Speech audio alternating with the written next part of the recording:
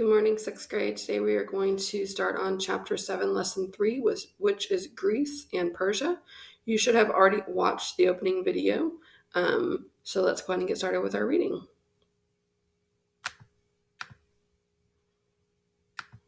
Lesson 3, Greece and Persia. It matters because, although it was large and powerful, the Persian Empire could not defeat the Greeks. Persia's empire. Guiding question. How did the Persians rule a vast empire? About the time that the government in Athens was undergoing political changes, the Persians were building a powerful empire in Southwest Asia. Persia, the homeland of the Persians, was located in what is today southwestern Iran. Early Persians were warriors and cattle herders from the grasslands of Central Asia. After settling in the highlands of Persia, they came under the control of other peoples. Then a dynasty of kings brought the Persians together into a powerful kingdom. In the 500s BC, a talented king named Cyrus the Great built a strong Persian army. With that army, he began creating an empire that became the largest in the ancient world. Creating an empire. During the 540s BC, Persian troops swept into neighboring lands. They brought Mesopotamia, Syria, Canaan, and the Greek city-states of the area of Anatolia under Persian rule. King Cyrus held his growing empire together by treating conquered peoples fairly. He allowed them to keep their own languages, religions, and laws. In addition, Cyrus decided that the Jews exiled in Babylon would be allowed to return to their homeland. After Cyrus, other Persian rulers continued to expand the empire. Their armies took over Egypt, western India, and lands to the northeast of Greece. From west to east, the Persian Empire stretched a distance of some 3,000 miles, 4,800 kilometers. This is about the size of the continental United States today. To link this large territory, the Persians improved the network of roads begun by the Assyrians. The most important route, the Royal Road, ran more than 1,500 miles, 2,400 kilometers, from Persia to Anatolia. Travelers could obtain food, water, and fresh horses at roadside stations along the route. Using the Royal Road, messengers could travel from Persia to Anatolia in just 7 days. That same journey had taken 3 months before the road was built. All right, so you can go ahead and look at this map over here. It says the Persian kings built the Royal Road to connect the areas of their large empires. We'll go ahead and zoom in on that. The Persian Royal Road was an ancient highway built by the Persian king Darius I. It ran from Susa to Sardis. The road made it much easier for messengers to cross the empire, which made ruling the empire far easier. The Greek historian Herodotus wrote of the Persian messengers that neither snow, nor rain, nor heat, nor darkness of night prevents these couriers from completing their designated stages with utmost speed. You may recognize that sentence as the inspiration for the motto of the United States Postal Service.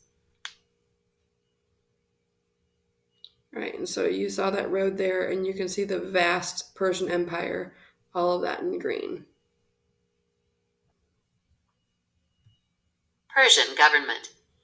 As the Persian Empire expanded, its increasing size made it more difficult to manage. Darius I, who ruled Persia from 522 to 486 BC, reorganized the government to make it more efficient.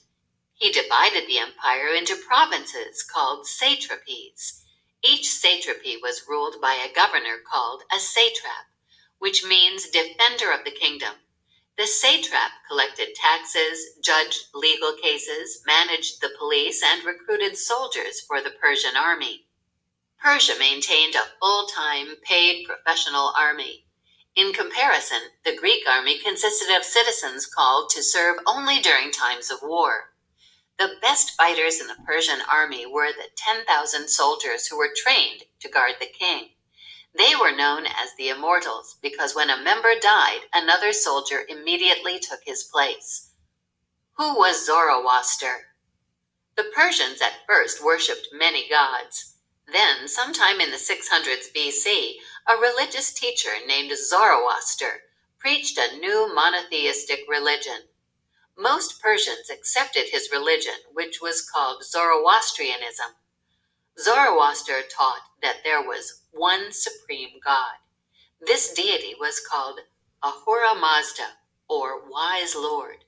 Ahura Mazda was the creator of all things and the leader of the forces of good. Zoroaster believed that evil existed in the world. People were free to choose between good and evil, but at the end of time, goodness would be victorious. Zoroastrian teachings, prayers, and hymns, sacred songs, were written down in a holy book. Because of Zoroastrianism, the Persians began to view their monarchy as a sacred institution or role.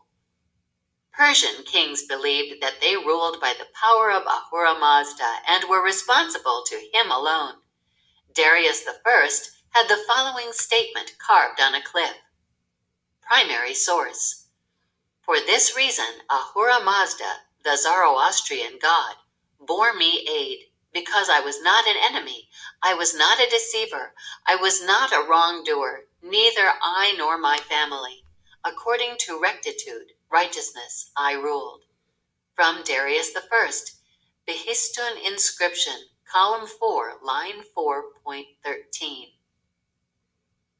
After Darius's rule ended, the Persians continued to practice Zoroastrianism for centuries. The religion has about 200,000 followers today. Most of them live in South Asia.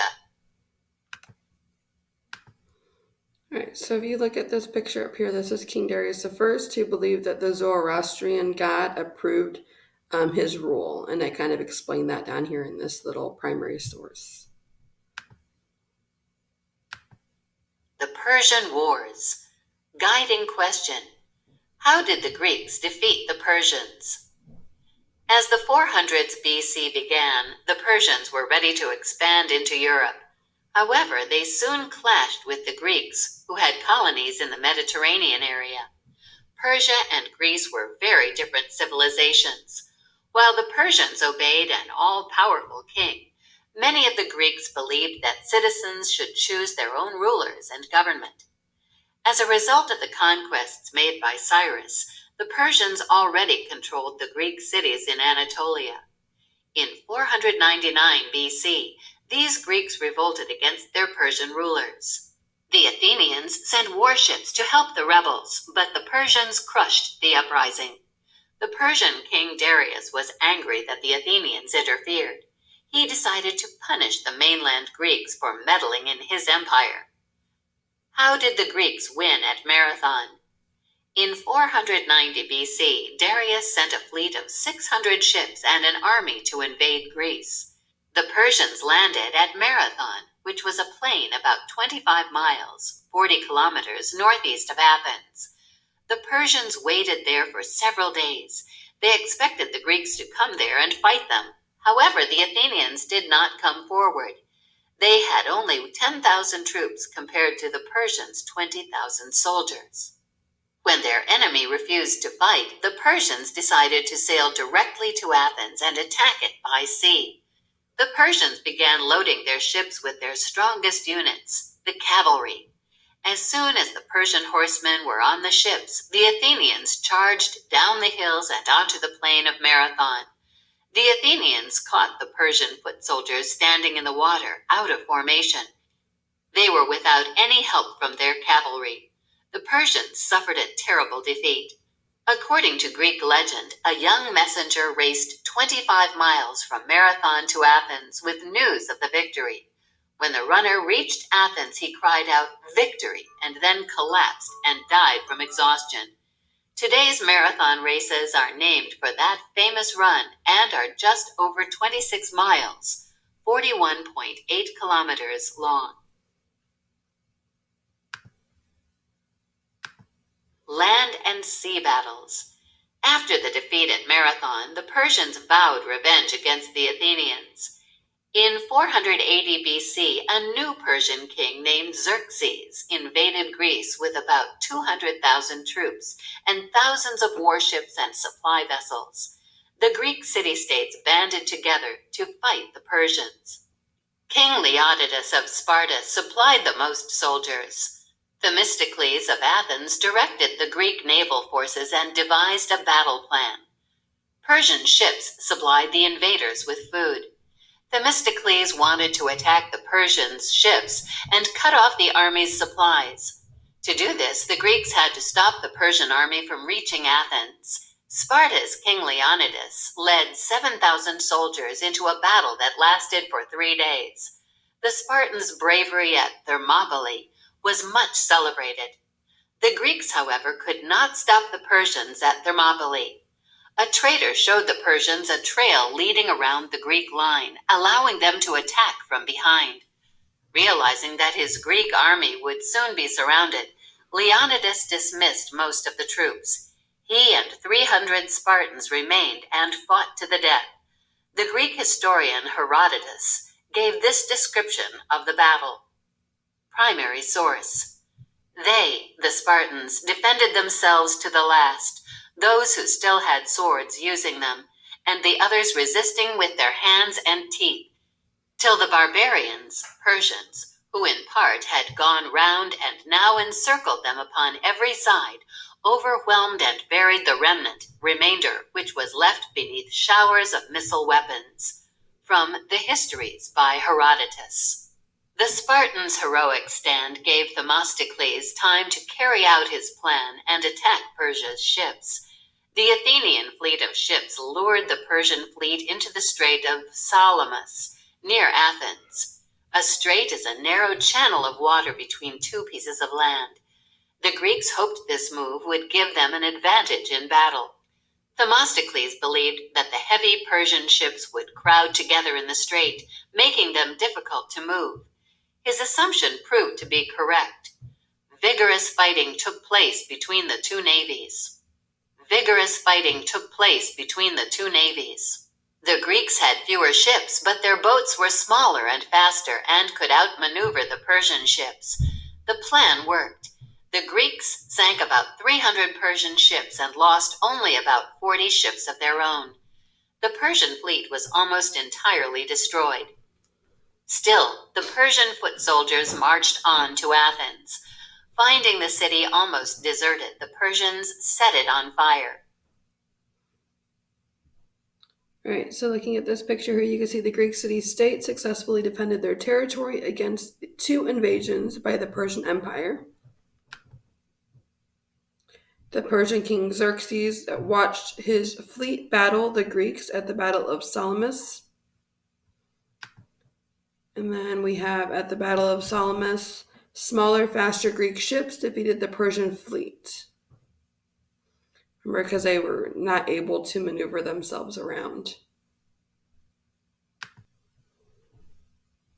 The combined forces of the Greek city-states in 479 BC formed their largest army yet. They had improved their fighting forces with better armor and weapons.